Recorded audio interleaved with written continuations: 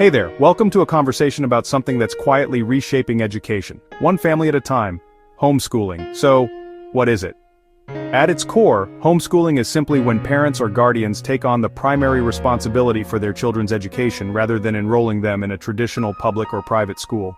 This isn't a new idea. In fact, for most of human history, education happened within the family and community. But in the modern world, it has become a deliberate choice, a significant departure from the norm. It's a decision that places the curriculum, the schedule, the entire learning environment directly into the hands of the family. One of the most fascinating things about homeschooling is that there isn't a single, universal way to do it. It's more like a vast buffet of educational philosophies. Let's start with a really old-school approach, literally. The classical method is a time-tested model rooted in the traditions of ancient Greece and Rome. It follows a three-stage process called the trivium. The grammar stage for young children focuses on memorizing facts. The logic stage for middle schoolers teaches them to analyze and ask why, and the rhetoric stage for high schoolers develops their ability to communicate eloquently and persuasively. On the complete opposite end of the spectrum, you have a method called unschooling. If classical education is a detailed roadmap, unschooling is more like setting out on an adventure with just a compass and a sense of wonder. Popularized by educator John Holt, unschooling is based on the idea that children are natural learners and will learn what they need to know through their own interests and life experiences. Then there's the ever-growing world of online curricula and virtual schools, which have become a game-changer for many homeschooling families. This approach offers the structure of a traditional school, but with the flexibility of learning from home. These programs often provide a complete, pre-packaged curriculum with video lessons, digital textbooks, and automated grading. So, you've decided to homeschool. Now what? The first and perhaps most monumental task is figuring out what to teach. This is where parents become curriculum designers. The process often begins with a deep dive into their state's legal requirements to ensure all mandatory subjects are covered. From there, the world of educational resources opens up. Parents might choose a comprehensive boxed curriculum that includes all subjects for a specific grade level, which can provide a reassuring sense of structure. Others prefer to piece together their own curriculum, selecting the best math program from one publisher, a literature guide from another, and a hands-on science kit from a third. Once the what is decided, the next puzzle is the when. Creating a schedule is a delicate art of balancing structure with flexibility. Some families replicate a traditional school day, 9 to 3, with breaks for lunch and recess. This can help children who thrive on routine, but homeschooling lets you break free from that model. Learning can happen in the evenings, on weekends, or in concentrated blocks of time. That can leave afternoons free for sports, music lessons, or apprenticeships. The schedule should serve the family's unique rhythm and needs. Section 4. Navigating the rules. The legal landscape of homeschooling. Deciding to homeschool is a personal choice, but implementing it is a public matter, a complex web of laws and regulations. There is no single international or national law that governs homeschooling. Instead, rules vary dramatically from one country to another. Germany, Sweden, United Kingdom, New Zealand, Canada, and within the United States, they vary state to state. The responsibility for education is delegated to the states, 50 different sets of rules, low regulation states, Texas, Idaho, Oklahoma. In some of these states, parents may not even need to notify the state of their intent to homeschool. On the other end of the spectrum are high regulation states, New York, Pennsylvania, Massachusetts, submitting a formal notice of intent, providing a detailed curriculum plan for approval, maintaining records of attendance and instruction hours, and submitting to regular assessments. Those assessments might be standardized tests or a portfolio review conducted by a certified teacher or school official.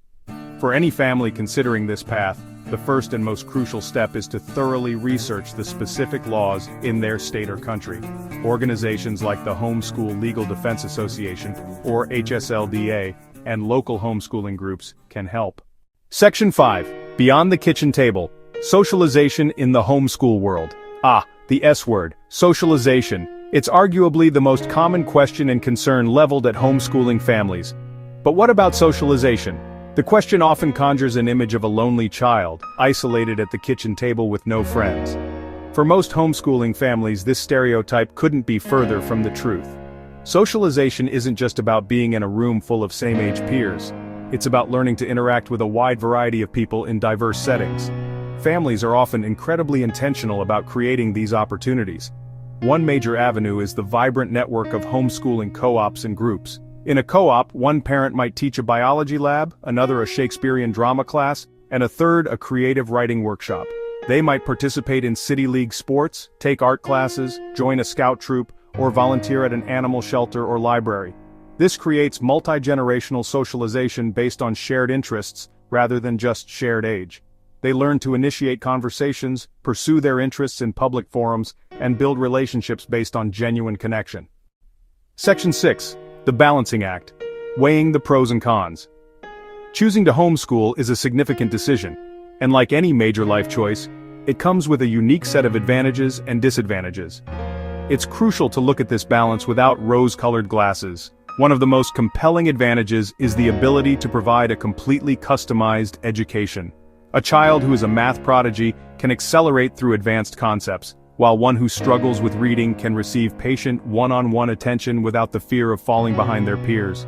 This personalized pace and curriculum can foster a deep love of learning and allow a child to pursue their passions. Another major pro is the strengthening of family bonds. Parents and children become partners in the learning process, sharing in the excitement of discovery. However, the path is far from easy, and the challenges are very real. One of the most significant cons is the immense pressure and responsibility placed on the parent educator. They are responsible for planning, record-keeping, and sourcing materials, all while managing the household. This can lead to burnout and financial strain. The social aspect also presents a double-edged sword. Intentional socialization can be a huge benefit, but it requires consistent effort. If a family lives in a rural area or lacks resources, social isolation can become a genuine concern.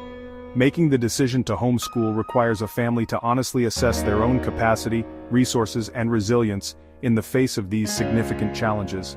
But for a growing number of families, the ability to craft a unique educational journey for their children, supported by a global community and powerful digital tools, makes it a path worth taking. Section 7. A global movement. The growing community and its tools. Homeschooling is not just a niche phenomenon. It's a rapidly growing global movement. This growth was dramatically accelerated by the global school closures in 2020, which gave millions of parents an unexpected first-hand experience with home-based learning. For many, what started as a temporary necessity turned into a long-term, intentional choice. The internet has been a revolutionary force for homeschoolers. Online curriculum providers offer single classes, full K-12 programs, often taught by certified teachers. Educational platforms like Khan Academy, YouTube educational channels, apps, digital libraries, virtual museum tours, and online tutors make world-class resources accessible from a laptop in the living room. But technology is only part of the story. Local co-ops, park day meetups, field trips, and online parent groups provide practical help and emotional support. Parents share curriculum reviews, ask for advice, organize field trips, and support each other, building community on the ground and online. Homeschooling reflects broader shifts in how we think about education, work, and family in the 21st century. It demands dedication, resourcefulness, and sometimes sacrifice. But for many families, the ability to craft a personalized, meaningful education, supported by technology and community, makes it a path worth taking. The conversation around education is getting more interesting, and homeschooling is a huge part of that. Thanks for watching. If you're curious to learn more, check the links in the description for resources, legal guides, and community groups. Homeschooling success depends on parental dedication and access to resources. Technology and communities now make that support more available than ever. Thanks again. See you in the next video.